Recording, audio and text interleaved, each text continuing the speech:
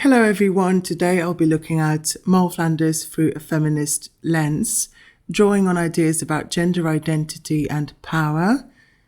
Mousley talks about different kinds of feminism, like anti-theoretical, pro-theoretical, anti-humanist, foundationalist, and so on. Moll Flanders fits with anti-theoretical feminism in my opinion because it focuses more on lived experience than abstract theory. Moll's identity is constantly changing. She adapts to whatever situation she's in. Anti-theoretical feminism values real-life experience over theory, and Moll's survival depends on being practical and dealing with things as they come, rather than overthinking or theorizing about them. She navigates a world where gender and class overlap, where she must adapt, perform, negotiate, and survive. So what does it mean to be a woman or a man in this setting? In this short presentation, I'll focus on how the novel constructs femininity and how these roles are performative.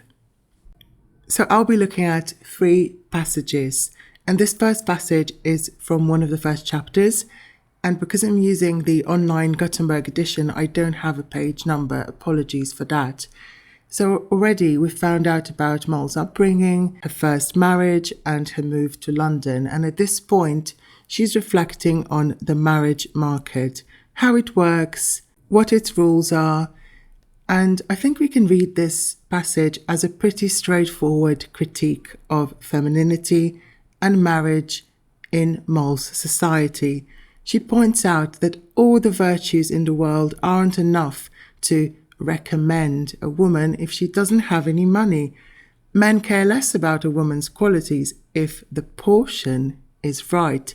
She also notes that women have lost the privilege of saying no, while men have it easy, with more choices and opportunities in life. The construction of femininity here is important because it turns women into a kind of commodity.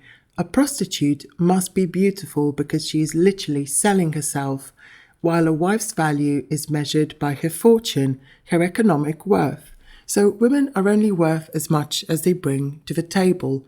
It's a very transactional and economical characterization.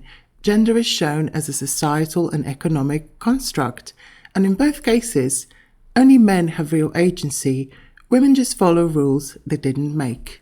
In this chapter, Moll describes how she dresses well and uses her appearance to fit in. She's playing the part to commit thefts, because no one would suspect a polite, refined lady of stealing.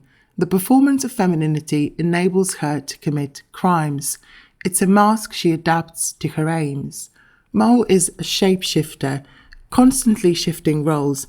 Everything's a game to her, a performance. And crime becomes a means of agency for her because the normal roles for women are so incredibly limiting.